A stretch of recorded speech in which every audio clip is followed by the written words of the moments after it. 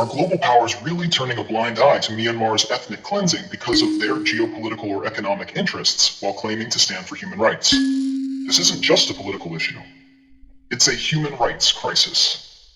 If you think this is okay, you're just as complicit in the hypocrisy as the rest of them. They may slap some sanctions on Myanmar's leaders publicly, but behind the scenes, they continue to do business. It's disgusting.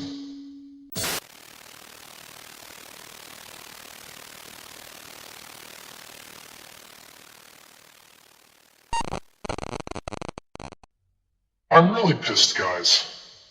I have a massive interest in everything related to drama, but sometimes some stuff just makes me so mad I need a break. Last week was one of those moments. I dove into articles about various topics, and one caught my eye that, although it's happening far from me, I couldn't ignore. So today, we're going to talk about it. For those of you who don't know me yet, I'm Medusix, your go-to online buddy for all things drama. I talk, you listen. That's the motto here. But before we dive in, a big thank you to everyone who has subscribed and liked my videos. Your support really makes me feel like I'm doing something worthwhile. Now let's get into it. Is the international community hypocritical in its response to Myanmar's Rohingya crisis? Are global powers really turning a blind eye to Myanmar's ethnic cleansing because of their geopolitical or economic interests while claiming to stand for human rights? Absolutely. The international community is 100% hypocritical. Countries only pretend to care about human rights when it suits their political agendas or brings them economic gain. Let's be real. Myanmar's strategic location and resources take precedence over the suffering of the Rohingya people. If there weren't geopolitical benefits at stake, they'd be all over this, with sanctions and military interventions. Look at how the world responded to the Syrian civil war. Countries poured in support, resources, and media coverage for the Syrian people, even intervening militarily at times. But when it comes to Myanmar, the response is crickets. Why? Because Myanmar isn't a prime player in the global oil market, and its resources don't drive Western economies. It's all about what's convenient for them. The Rohingya crisis is a textbook example of selective outrage. And honestly, I don't need to be an expert on the Rohingya to feel outraged. I can't fathom how anyone thinks it's okay to kill people simply because they don't like them. Who actually believes in that ideology? If you do, I'm genuinely scared of you. Seriously, that kind of mindset is chilling. These are living human beings we're talking about. And let's not forget the dehumanizing language used to describe them. Calling the Rohingya illegal immigrants or Bengalis strips them of their identity and humanity. This isn't just a political issue. It's a human rights crisis. Now let me break this down for you in simple terms. The Rohingya have been living in Myanmar for generations, but the government refuses to recognize them as citizens. Imagine being born in a country, living there your entire life, and then being told you don't belong. That's like ripping the ground from beneath your feet and telling you to float in midair. Myanmar's military, the Tatmadaw, launched a campaign against the Rohingya in 2017, burning villages, committing mass murder, and raping women and children. Yet somehow, the international response has been muted at best, complicit at worst.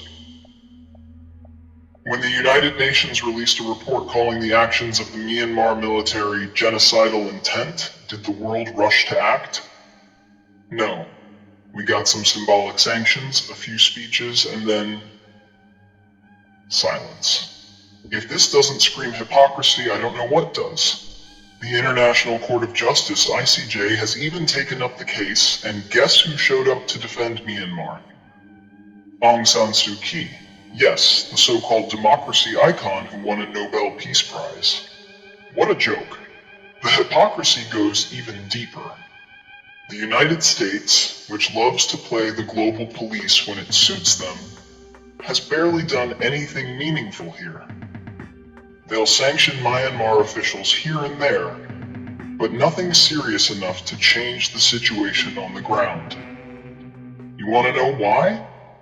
Because Myanmar has something called jade and other valuable minerals, and global powers don't want to mess with their access to it. It's funny how these so-called human rights defenders suddenly get real quiet when it comes to economic interests. The reality is, Myanmar is strategically located between India and China, two major powers.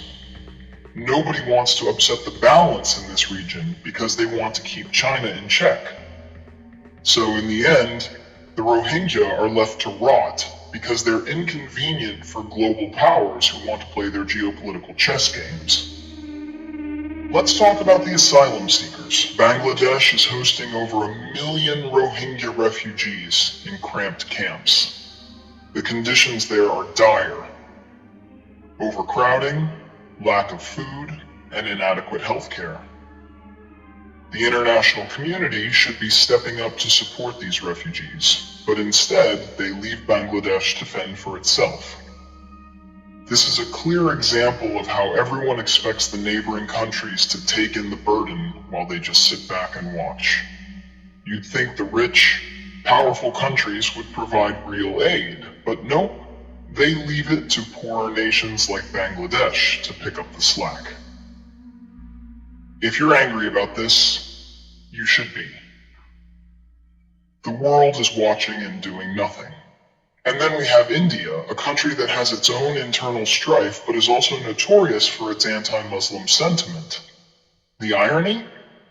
India has a huge Rohingya population, yet the government has made it clear they want to send them back. Who's standing up for their rights? No one. It's all about optics and political gain.